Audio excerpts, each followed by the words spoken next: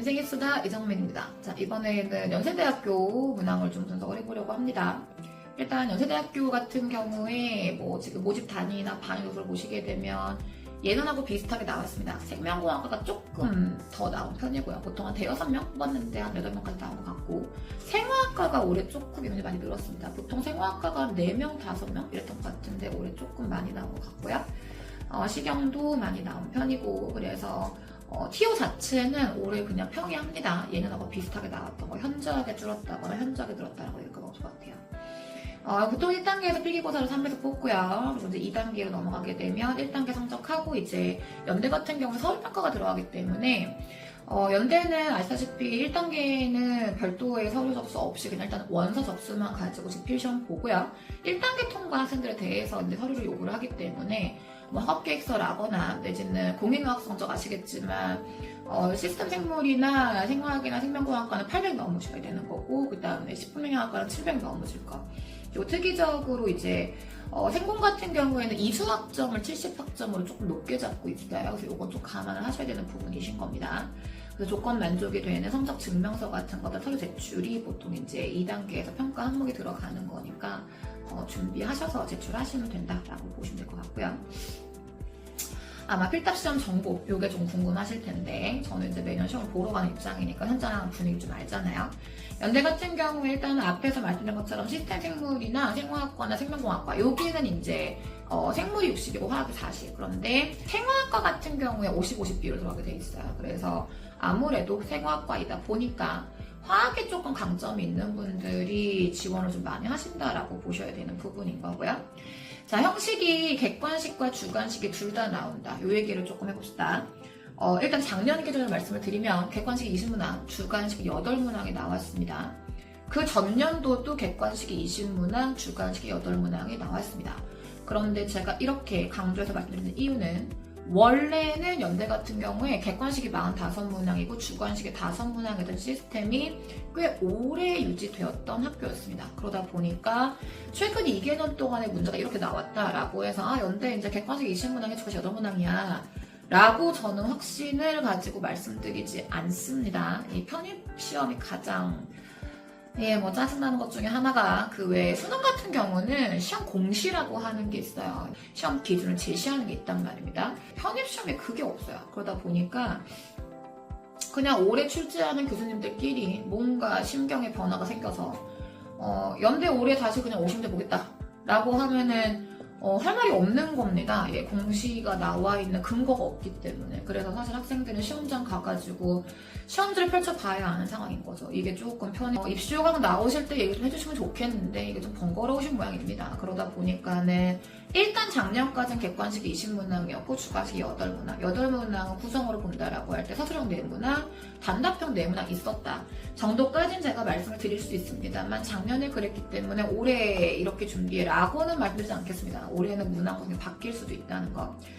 시간은 전체 3시간입니다. 화학생물 시험지 보통 이제 시험이 10시에 시작할 텐데 10시 시작하는 시점에 화학생물 시험지, 답안 작성지, 거기다 연습장 하나, 그렇게만 딱 출제를 이제 배부를 하게 되어 있고요. 그걸 제외한 나머지 필기구는 시험장에 책상 위에 놓여서는 안 됩니다. 그래서 지우개 필기구 제외한 나머지는 없는 걸로. 그래서 3시간 동안 학생이 알아서 그냥 시간 낭비해가지고 문제 푼다라고 봐주시면 되는 거예요. 그래서 사실 50문항 출제했던 그때는 그 3시간이 되게 여유롭지 않았습니다. 그 3시간 사이에 화장실 가는 친구들도 별로 없었고요. 근데 작년 같은 경우에 워낙에 또 객관식 문항이 쉽게 나왔다 보니까 제가 들어갔던 고사실이 그래도 한 100명은 들어갔던 것 같은데 그 중에 절반 정도는 중간에 화장실 많이 가더라고요. 제가 통로 쪽에 앉아 있어가지고 조금 귀찮더라고. 그래서 이거는 시험 난이도에 따라, 이게 사실은 아무리 시간이 길고 시험 문제가 얼마 안 나온다라고 해도 문제가 어렵잖아요. 그럼 친구의 화장실을 많이 못 가요. 그럴 마음의 여유가 없어요. 아니 화장실을 가는 것도 내가 그치 가야 되나? 라고 하는 생각이 들면 가는 건데 그 생각을 할 겨를도 없다라고 하면 3시간 동안 잘 안 간단 말입니다. 제가 기존에 시험 볼 때 50문항 나오던 그 시절에는 화장실 갈 수 있고 감독관 동석하에 가도 된다라고 얘기해도 끽해봤자 진짜 급한 친구 한 3-4명? 이 친구들도 뛰어갑니다. 교실 나갈 때 화장 다 뛰어가서 문 열린 거 동시에 뛰어가는 소리 들린단 말이에요.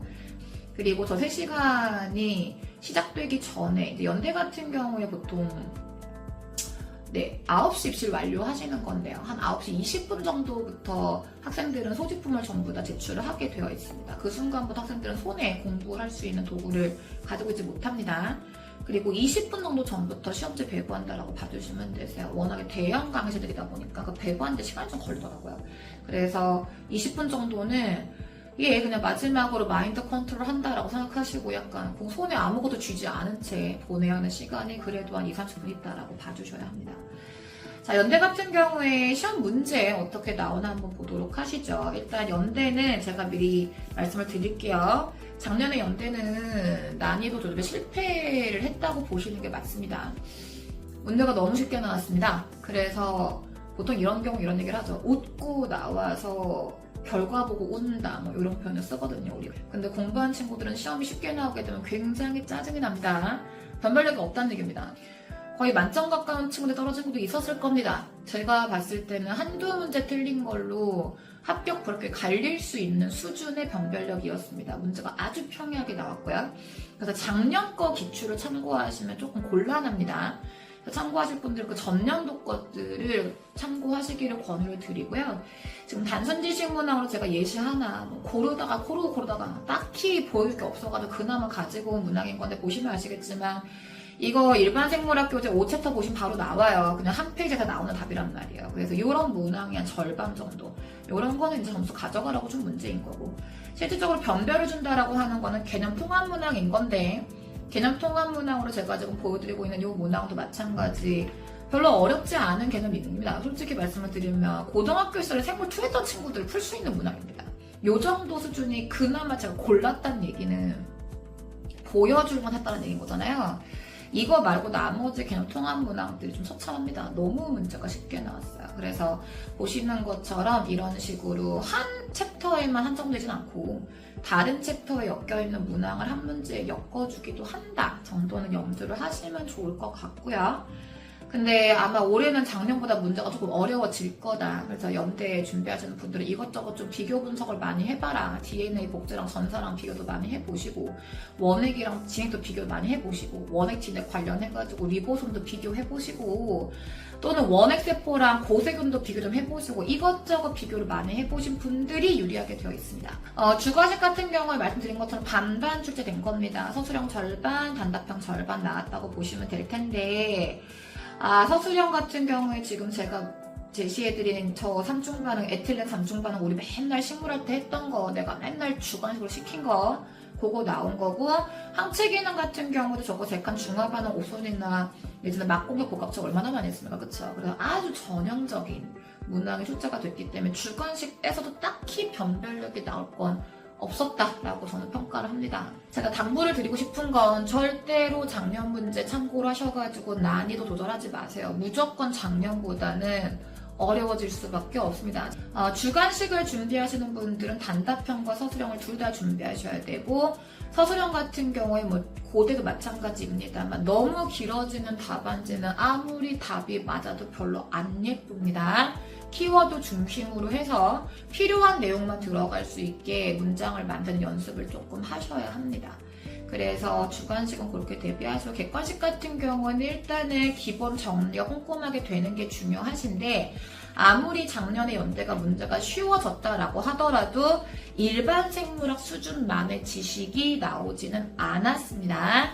심화된 수준 지식도 나왔는데 우리 워낙에 바이오스토리 저랑 수업했던 친구들은 그 심화 지식도 워낙에 많이 봤던 개념이었기 때문에 쉬웠다고 제가 말씀을 드리는 거지 쌤 저는 캠벨만 공부했는데요. 이 친구들한테는 작년 문제가 조금 어려운 포인트가 몇 군데 있었을 수도 있습니다. 그래서 항상 난이도의 조절은 일반 생물학보다 조금 심화시킨 수준으로 준비한다. 작년 정도 문제 구성으로 나온다고 하면 시간이 부족하진 않겠지만 언제나 문항 구성은 바뀔 수 있다라고 하는 걸 좀 염두를 두시고 연대는 준비하시면 좋을 것 같습니다.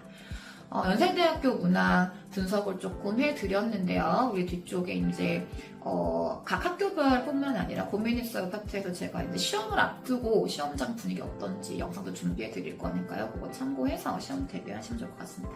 인생의 수다 이정민이었습니다.